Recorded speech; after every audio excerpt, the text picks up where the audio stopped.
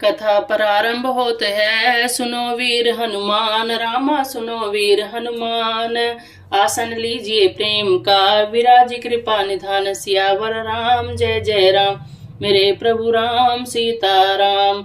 बोलिए सियापति रामचंद्र महाराज की जय। बोलिए पवन सुत हनुमान जी की जय।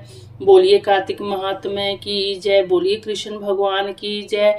बोलिए तुलसी माता की जय। 10वां अध्याय।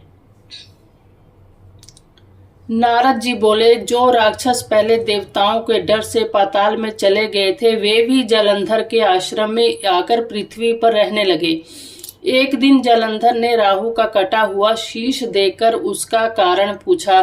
तब शुक्राचार्य ने सब कथा कही कि किस कारण समुद्र मंथन करके 14 रत्न देवताओं ने हरण किए और दैत्यों की हार का वर्णन किया। अपने पिता का समुद्र का मंथन सुनकर वह बहुत क्रोधित हुआ और घसमर नाम दूत स्वर्ग में भेजा। उस घसमर नाम के दूत ने इंद्र को सभा में जाकर कहा, मैं संपूर्ण दैत्यों के स्वामी जलंधर का दूत हूँ। उन्होंने कहा है कि तुमने उनके पिता समुद्र का मंथन करके जो रत्न प्राप्त किए हैं उन्हें शीघ्र वापस कर दो। इतना सुनकर क्रोधित होकर इंद्र बोले, हे दूत, सागर ने मेरे शत्रु पर्वत को तथा बहुत से दैत्यों को अपने अंदर छुपा लिया था। सागर के पुत्र शंखासुर ने भी वहीं शरण ली थी, इसी कारण हमने समुद्र मंथन किया है। जब दूत ने यह सब समाचार जलंधर को सुनाया, तब वह क्रोध से कांपता हुआ देवताओं को जीतने का विचार किया। अतः करोड़ों शुंभ निशुंभ आदि सभी दैत्यराज सेना लेकर आ गए और उन्होंने स्वर्ग में नंदन वन पर अधिकार कर लिया। तब देवता भी अस्त्र शस्त्रों से सुसज्जित होकर अमरावती से बाहर निकले और देवता और असुरों का युद्ध प्रारंभ हो गया। दोनों एक ओर के योद्धाओं के मरने से रुधिर की धारा बहने लगी। दोनों ओर के योद्धाओं के मरने से रुधिर की धारा बहने लगी और रणभूमि लाल हो गई। युद्ध में मरे दानवों को मृत संजीवनी विद्या के प्रभाव से शुक्राचार्य ने जीवित कर लिया। तब द्रोणाचल पर्वत की दिव्य औषधियों द्वारा बृहस्पति ने देवताओं को पुनः जीवित देकर जलंधर ने शुक्राचार्य से पूछा कि हमारे द्वारा मारे गए देवता फिर जीवित किस प्रकार हो गए। आपकी यह मृत संजीवनी विद्या तो अन्यत्र सुनी ही नहीं गई।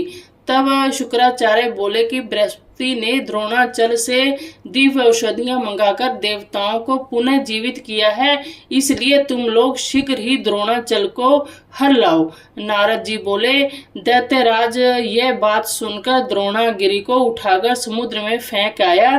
तब फिर युद्ध में आ गया। संग्राम में मरे हुए देवताओं को देखकर बृहस्पति जी फिर द्रोणाचल के पास गए, परंतु उन्होंने देखा कि द्रोणाचल को दैत्य हर ले गए। यह जानकर बृहस्पति भय से व्याकुल हो गए और बोले, भागो भागो, यह महादैत्य जीता नहीं जा सकता, क्योंकि यह रुद्र के अंश से उत्पन्न हुआ है। इंद्र के उपद्रव करने से ही यह बना है। बृहस्पति की यह बात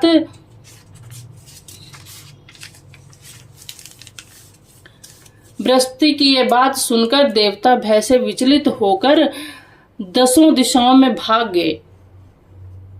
सागर पुत्र जलंधर ने देवताओं को भागता देख शंख ध्वनि के साथ अमरावतीपुरी में प्रवेश किया। उसके वहां जाने से इंद्रादि देवता पीड़ित होकर सुमेरु पर्वत की गुफाओं में चले गए।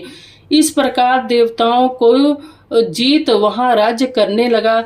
उसने शुंभ निशुंभ असुरों को पृथक पृथक स्थान पर नियत कर दिया और स्वयं सुमेरु पर्वत की ओर चला गया। कथा समाप्त होते है, सुनो वीर हनुमान, राम सुनो वीर हनुमान।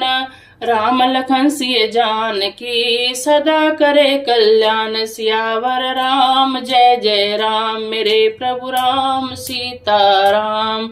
बोले सियापति रामचंद्र महाराज की जय। बोलिए पवन सुत हनुमान जी की जय। बोलिए सनातन धर्म की जय। बोलिए कार्तिक महात्म्य की जय। बोलिए तुलसी महारानी की जय।